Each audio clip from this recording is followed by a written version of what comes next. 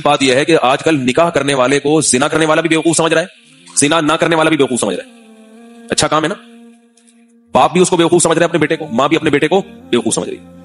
الفلاحیہ مسجد کے امام صاحب ہیں, اکیلے دنیا میں شاید رہ گئے ہیں جو کہہ رہے ہیں اچھا کام ہے, اور بھی ہیں کچھ لوگ, ورنہ نکاح کرنے والے کو سب کیا کہتے ہیں, پرلے درجے کا بیوقوف کے خام خواہ کی ذمہ داریاں اپنے سر لے رہے ہیں. مگر اللہ اس کے رسول کیا کہتے ہیں, عبادت کر رہے ہیں. بیٹا کہنا بس میں نے نکاح کرنا پڑا, گھر سے نکلو, کہتے ہیں نا ابا نکل جا یہاں سے. اللہ کیا کہتے ہیں, مسجد میں جا کے کرو. نکاح کرنا کہاں سنت ہے, بولتے ہی نہیں ہے یار. اللہ نے کیا کہا, میرے گھر سے مت نکلو, شادی ہال میں نہ کراؤ, کہاں کرواؤ, مسجد میں. ابھی الحمدللہ مسجدوں میں نکاحوں کا رواج بڑھ گیا. کہتے ہیں میرے گھر میں آ کر, ابا نے گھر سے نکال دیا کوئی پرابلم نہیں, ماں نے نکال دیا کوئی پرابلم نہیں ہے, نکاح ہوگا مسجد میں ہو. نکاح کرو گے ابا کی طرف سے صلواتیں سننے کو ملیں گی, اماں کی طرف اپنے خرچے پہ اگر کر رہے ہو, یہ بتا دوں میں اپنی ذمہ داری, بار بار ایسا نا ابا کے خرچے پہ, ابا نے پال کیا جوان کر دیا, بس ابا کی ذمہ داری پوری ہو گئی, اب جو ہوگا اپنے خرچے پہ ہوگا.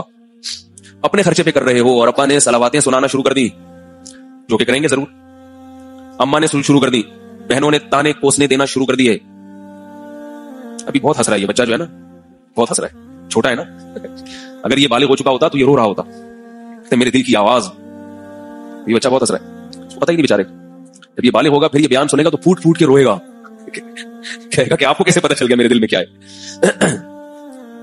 تو ابا بھی صلواتیں سناتے ہیں, اماں بھی صلواتیں سناتی ہیں, محلے والے بھی, معاشرے والے بھی. مگر اللہ کیا کہتے ہیں, جب نکاح ہوگا تو پہلے خطبہ ہوگا, خطبہ, اللہ کی حمد و ثنا ہوگی. صلواتوں کا بالکل اپوزٹ ہو گیا کہ نہیں ہو گیا, دعائیں ہوں گی, دعائیں, حدیثیں ہوں گی, قرآن کی آیات ہوں گی. نکاح سے پہلے خطبہ دیا جاتا ہے نا, کیا خیال ہے؟ اور نکاح پڑھواؤ گے کس سے؟ فقہاء لکھتے ہیں, اس پر علماء کا اتفاق ہے کہ قوم کا جو نیک آدمی ہو اس سے نکاح پڑھوانا چاہیے. وہ حقیقت میں ہو نہ ہو تو اللہ جانتا ہے, لیکن لوگ جس کو نیک سمجھتے ہوں. تو اللہ تعالیٰ اس میں حوصلہ افزائی کی جتنی بھی ان عناصر تھے نا, وہ سارے کے سارے اس میں اللہ تعالیٰ ڈال رہے ہیں.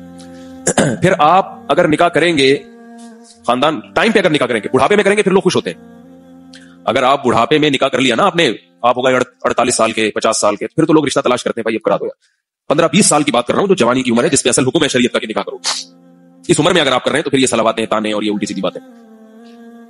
تو اس میں اگر آپ کریں گے بھی تو آپ کوشش کریں گے سب کو پتہ نہ چلے, ورنہ معاشرہ ہمارے پیچھے پڑ جائے گا. اتنی کچی عمر میں, بچپن میں شادی کر دی, یہ کوئی عمر ہے, ایسی ایسی باتیں کریں گے. تو اللہ نے کیا کہا کہ جب نکاح کرو تو دھوم دھام سے ولیمہ کرو. دھوم دھام کا مطلب پبلک کو خوب اکٹھا کرو, اس لیے کہ صحیح کام ہو رہا ہے, غلط کام نہیں ہو رہا. ولیمہ کرو, کھانا کھلاؤ پبلک کو, ادھر ادھر چھپن چھپائی کھیلنے کی ضرورت نہیں ہے. لوگ کرتے ہیں نا تو بھاگ کے آتے ہیں ادھر, میں مل جائے گا کمرہ مل جائے گا, بھاگا ہوا ہوں. اور یہ بھی فرمایا کہ مجمع میں کرو. مجمع میں غلط کام کیا جاتا ہے, غلط کام تو چھپ کے کیے جاتے ہیں نا. میں ابھی آ رہا ہوں اصل موضوع پر, یہ میرا موضوع نہیں ہے, لیکن تھوڑا تھوڑا ہمیں اپنی بھی تو ایک خواہش ہے پوری کرنے دینا. اعلنوا النکاح, نبی نے فرمایا نکاح علی الاعلان کرو, علی الاعلان. غلط کام علی الاعلان ہوتا ہے, بولو بھائی چھپ کے. ابا کہہ رہے ہیں اگر تو نے کیا مجھے پتا نہیں چلنا چاہیے ورنہ تیری ٹانگیں توڑ دوں گا. اماں کہہ رہی ہے اگر پتا چلا تو نے 17 سال کی عمر میں شادی کر لی, اتنے موٹے موٹے آنسو, میں قوم کو کیا منہ دکھاؤں. اپنے خرچے پہ کیے اس نے 17 سال پہ, اگر کوئی جاب لگ گئی ہے, کوئی وراثت پہ پیسے مل گئے, اپنے خرچے کی بات کروں, یہ ذہن میں. تو اماں کیا تانا دیتی ہیں, ابا کیا تانا دیتے ہیں, پتا نہیں چلنا چاہیے کسی کو. تو اللہ کیا کہتے ہیں اپنے حبیب صلی اللہ علیہ وسلم کی زبان سے, اعلنوا النکاح, نکاح علی الاعلان کرو, پبلک کو بتاو کہ ہو گئی ہے یا ہو رہی ہے, تاکہ پبلک میں جو کمانے بیٹھے ہوئے ہیں ان کو بھی شرم آئے. یہ 17 سال کے ہو کے کر سکتا ہے اور ہم 47 کے ہو گئے. اور ایک اور عجیب جملہ کہا, وَلَوْ بِالدَّفْ, ڈھول بھی بجاؤ. ویسے ڈھول بجانا منع ہے نا, وہ ایک ڈھول بجانا منع. ایک واقعہ ایسا آتا ہے کہ ایک مولوی صاحب ہمیشہ ڈھول کے خلاف بیان کیا کرتے تھے کہ ڈھول بجانا منع ہے, ڈھول بجانا منع ہے. اب ان کا بچہ گم گیا, لوگوں نے کہا بھائی ڈھول بجا کے ڈھنڈورا پیٹو پورے محلے کو. پہلے زمانے میں ڈھول بجتا تھا, سب اکٹھے ہوتے تھے, کیا ہو رہا ہے, تو بتاؤ میرا بچہ گم گیا. اب وہ ڈھول بجانا منع ہے, وہ تو ساری زندگی بیان یہ کرتے رہیں گے ڈھول بجانا منع ہے, تو پبلک کو اکٹھا کیسے کریں. تو انہوں نے کہا چلو ڈھول لے کے نکلو اور یہی اعلان کرو کہ ڈھول بجانا منع ہے. ٹھیک ہے, تو وہ ڈھول لے کے نکلتے تھے اور لوگوں سے کہتے لوگوں میرا بچہ گم گیا اور ڈھول بجانا منع ہے. لوگ کہتے تھے ڈھول کیوں بجاؤ, تو میں اس لیے تاکہ آپ کو شرعی مسئلے کا علم ہو جائے, لوگ اکٹھے ہوں, ان کو پتہ چلے کہ ڈھول بجانا منع ہے. خیر, تو نبی نے کیا فرمایا, تف بجاؤ ڈھول. ڈھول کا مقصد یہ ہے کہ جب ڈھول بجے گا تو سارے محلے کو خبر ہو جائے گا کہ فلانے کی فلانی کے ساتھ شادی ہو گئی. کتنی حوصلہ افزائی ہے. اس لیے بار بار میں کہتا ہوں کہ یہ جو اپنی چادر ہے نا, اس کی ماحول اور رسم و رواج کی چادر, اس کو اٹھا کے باہر پھینک دو, ورنہ یہ معاشرہ تمہیں کسی کام کا نہیں چھوڑے گا.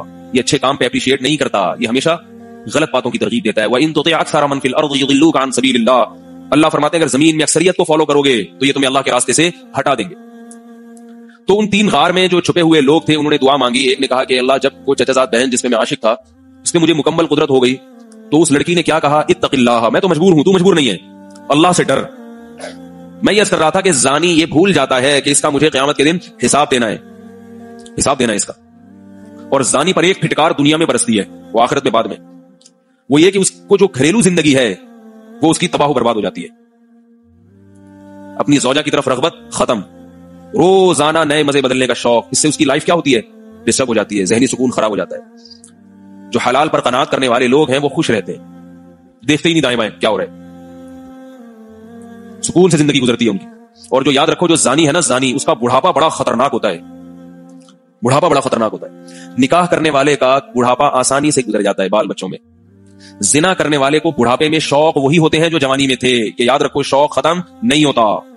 اگر کوئی یہ سمجھتا ہے کہ جوانی میں زنا کا شوق ہے یہ بڑھاپے میں خود بخود ختم ہو جائے گا, یہ بہت بڑی بھول ہے. اگر بڑھاپے میں زنا کی خواہش ختم ہو جاتی تو نبی صلی اللہ علیہ وسلم کی یہ وعید نہ ہوتی کہ قیامت کے دن اللہ بوڑھے زانی کی طرف نظر اٹھا کے بھی نہیں دیکھیں گے.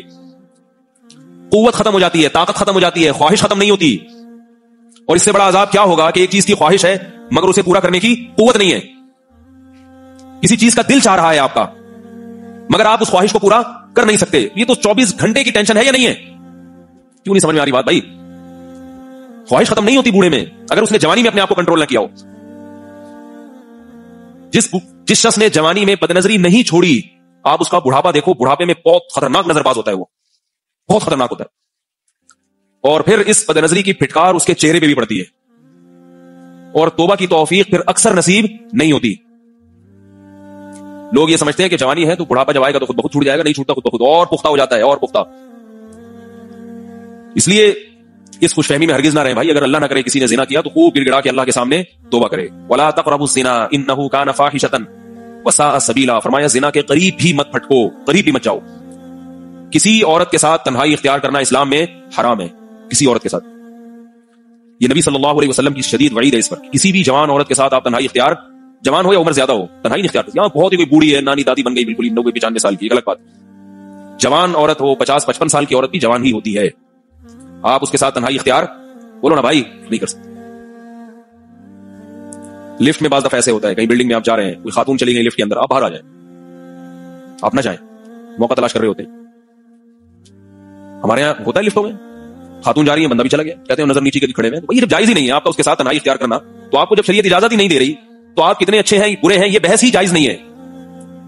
میں منع کرتا تھا بعض دفعہ, ہم وہاں حج پہ گئے تو لفٹ میں بعض دفعہ ایسا وہاں تو بہت ہوتا ہے, اکیلی خاتون جا رہی ہے, کوئی بندہ چڑھ گیا, منع کرتا بھائی نہیں باہر, میرے ساتھ چلے جانا. اسے کہتا میرے ساتھ چلے جانا.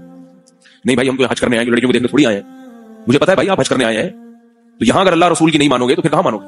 اللہ اس کے رسول نے یہ نہیں کہا کہ جو نیک لوگ ہیں وہ اکیلے سفر کر سکتے ہیں, عورت کے ساتھ سفر نہیں, یعنی تنہائی اختیار کر سکتے ہیں. جو برے لوگ ہیں ان کو اجازت نہیں, نہ برے کو نہ نیک, تنہائی جائز نہیں ہے. ہاں کسی خاتون سے بات کرنی ہو, کوئی دوسرا موجود ہو, اگر مجبوری ہو تو بے شک دوسری خاتون ہی ہو. تنہائی جو ہے تنہائی یہ بہت خطرناک چیز ہے. لوگ ان چیزوں میں ذرا برابر احتیاط نہیں کرتے, بس براڈ مائنڈڈ بننے کی کوشش میں آ رہا ہے. یار ہم لوگ اتنے نیچ سوچ کے نہیں, اتنے گھٹیا نہیں ہے جیسے مولویوں کی باتیں ہیں. گھٹیا پن تو یہ بھی ہے کہ اگر زنا کر لیا تو کیا ہو گیا, اس کو بھی اگر آپ نہ دیکھو تو بھی کلچر ہے, برے تو کرتے ہیں نا, یہ کیا ہے زنا ہو گیا, گرل فرینڈ ہے تو کیا ہو, ہم جا کے کہتے ہیں توبہ تو استغفر اللہ کہتے ہیں. یہ اس لیے تو ترقی نہیں کر رہے یہ لوگ. غیرت کو زندگی سے نکال دو تو پھر جو چاہے کرو, پھر نہ جمعے کا بیان سننے کی ضرورت, نہ اتوار کا, نہ کسی عالم کے پاس جانا, نہ کسی بزرگ کی ضرورت نہیں. اور اگر غیرت والی زندگی گزارنی ہے تو شریعت کے ان احکامات کو فالو کرنا پڑے گا. تنہائی عورت کے ساتھ جائز نہیں. ہمارے ایک دوست سے یونیورسٹی میں بہت بڑے پروفیسر تھے, کیا ہے الحمدللہ, تو یونیورسٹی کی جو لڑکیاں ہیں بعض دفعہ ان سے اپنے پرائیویٹ بلکہ پرسنل جو میٹر ہے نا اس پہ مشورے لیتی ہیں. وہ بعض چیزیں ایسی ہوتی ہیں کہ وہ تنہائی کے بغیر وہ بتا نہیں سکتی اپنی بات. تو وہ مجھے بتا رہے تھے کہ میرے سے مشورہ لینے کے لیے جب کوئی لڑکی بیٹھتی ہے اسکول میں, کلاس میں, تو اب مسئلہ یہ ہوتا ہے کہ کسی اور کی موجودگی میں وہ بات نہیں کرنا چاہتی. میں نے کہا کہ یا تو آپ اس سے موبائل پہ بات کر لیں, اور اگر یہ ممکن نہیں ہے تو کلاس کا دروازہ کھول کے رکھیں مکمل. اس سے بھی تنہائی, مجبوری کی بات ہے, مجبوری میں اس سے بھی تنہائی بولو نا بھائی ختم ہو جائے گی. دروازہ کھلا ہے تو پھر تم سب آ رہے ہیں جا رہے ہیں دیکھ رہے ہیں. لیکن وہ بتا رہے تھے کہ یونیورسٹیوں میں پروفیسر اس کی احتیاط نہیں کرتے. جو اسٹوڈنٹس ہیں اگر انہوں نے پوچھنا ہو پروفیسر صاحب سے کوئی بات کرنی ہے تو پروفیسر کہتے کنڈی لگاؤ, تالا لگاؤ, پرسنل میٹر ہے نا, آپ کا پرسنل معاملہ ہے, تو بہت تنہائی کے ساتھ, بہت احتیاط کے ساتھ کان میں آ کے بتاؤ میرے. حرام ہے, گناہ ہے, جواب دینا ہے اللہ کو قیامت.